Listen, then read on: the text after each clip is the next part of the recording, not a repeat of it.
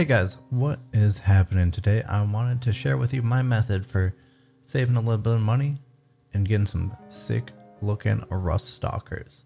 This is a Kitbash tutorial, and what you'll need, the kits you'll need are a leftover box of Sicarians after you've already built some Infiltrators, a box of Nighthaunt Bladegeists.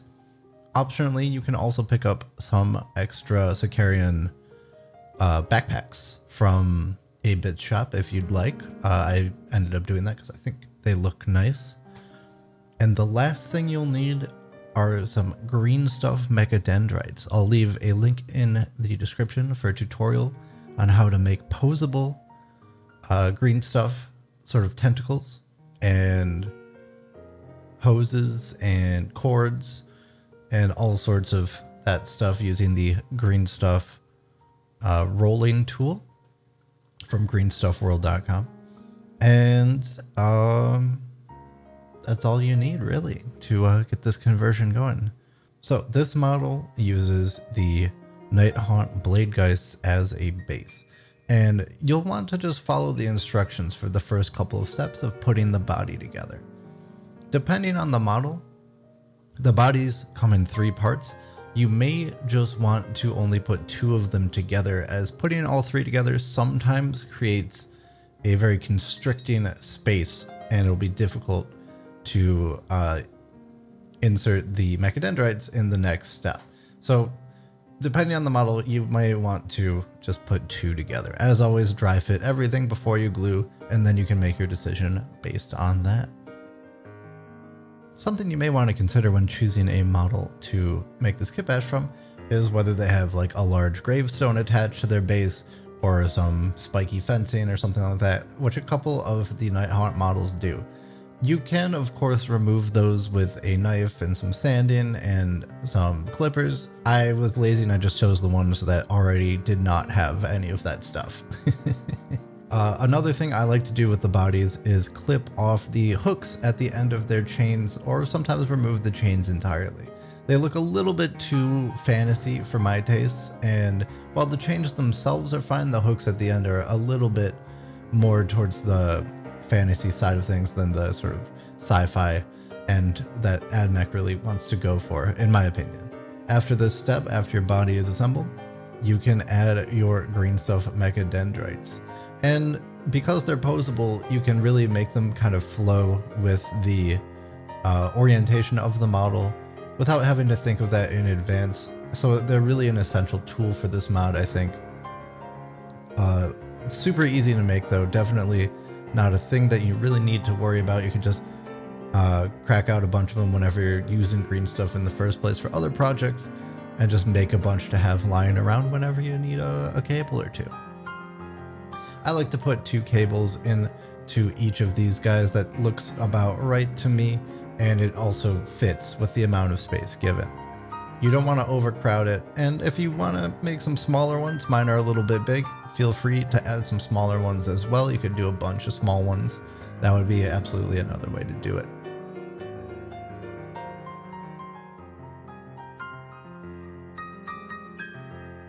After you have your mechadendrites in, the next step is adding the head. And the head of Ruststalkers is a little bit bigger than the Bladegeist masks. So what you'll have to do is kind of shave down the back of his head with your knife or your clippers, with the sanding, whatever method you want to do. All of them work. You just shave down the back of their head, and then you can eventually get a good, solid, nice fit without the head sticking out too much and looking weird. One thing you might want to consider is removing some of like the knobs and nubbins that are kind of jutting out of the side of the Ruststalker's head. Those can get in the way occasionally, and it could be a cleaner fit if you remove those as well.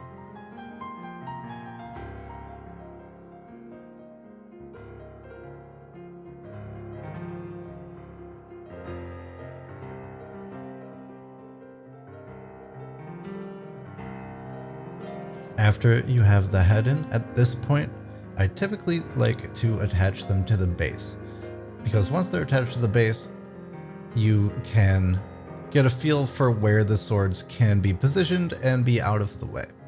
So once you have them attached to the base, what I like to do actually is super glue both the Mechadendrite and the base of the Bladegeist to the base itself. That gives it a little bit of extra stability, which the Nighthaunt models are notoriously fragile about, and it should help your model stay up and attach a little bit longer. After he's attached to the base, we finally come to the most finicky part of this conversion, which is replacing their hands. Now for my conversion, I just kept the Nighthaunt's arms as they are for 90% of the models, but there are a couple of extra arms left in the Sicarian box as well, if you prefer a more mechanical thing, but you might want to access a bit store to fill in the rest of those gaps as well, because there are not enough for 10 arms. I believe there are just 5 after you've already completed a set of Sicarians. I use transonic blades for mine. I think they're the superior weapon type for Ruststalkers at the moment, and although the cord claw looks cool, I really like the double-bladed look as well. If you're a smart person, you might want to pin the arm and sword together. It's a little bit of a thin bond, a little bit weak, definitely could be prone to falling off. I ended up reinforcing it a little bit later with milliput to try and make that join stronger, but a pin is really what you want to do here. I just got lazy and neglected that. After the arms are attached, you'll get something that looks a little bit like this, and then we can move on to the details. This is where I attach my backpack, making sure the cords of the backpack are roughly in the same direction as the figure is turning. The Nighthaunt figures are extremely dynamic in their posing, and you don't want something that is at least going in the opposite direction of the movement of the figure, which is a little bit hard to do, but it's doable for sure, and it doesn't look too bad. I also have some pouches that I scavenged off the Sicarian sprues that I think I just forgot to put on my Infiltrators, but that's okay because it adds a little bit more of an urban technological sci-fi feel to this fantasy model, and I believe that they're better suited for that purpose than giving the Sicarian Infiltrators even more of a sci-fi feel than they already have. So with those pouches and the backpack, the model is essentially complete. The Bladegeist models do have several join seams in them. I ended up filling those up with some painted on milliput that was thinned down with isopropyl alcohol. There's also a great tutorial for how to do that. I'll put a link to that in the description as well. But after that, your model is essentially done. And if you want to, you can make your alpha as well. What I did for that was I followed the usual process. It's a little bit harder to find a body for his head to fit on, so be sure you find one with a bit of a wider opening so you can kind of stick his hooded head into that. Be careful with which body you choose for your alpha. Plan it in advance, dry fit everything as always. I just made his bladed arms as usual, followed the rest of the instructions as usual, and then I attached his third cord claw arm to just the underside in a gap where I thought it would fit well, shaved it down a little bit to make a nice join. So he's got his 3 arms, he's got the extra kind of Mechadendrite tentacle thing as well, pointing out under his robe there. That's it. It's super easy to make your alpha as well as the other guys. So once you have Zenithal primed your model, it should look a little something like this.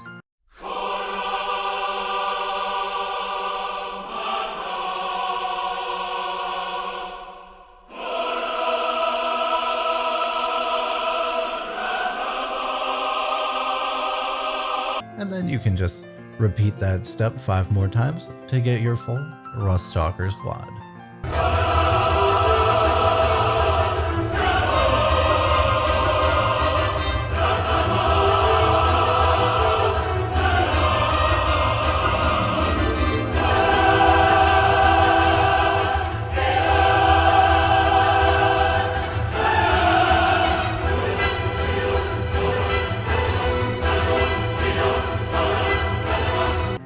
Alright guys, that is all I have for you today. Thank you guys for watching. If you enjoyed this tutorial, please be sure to give it a thumbs up.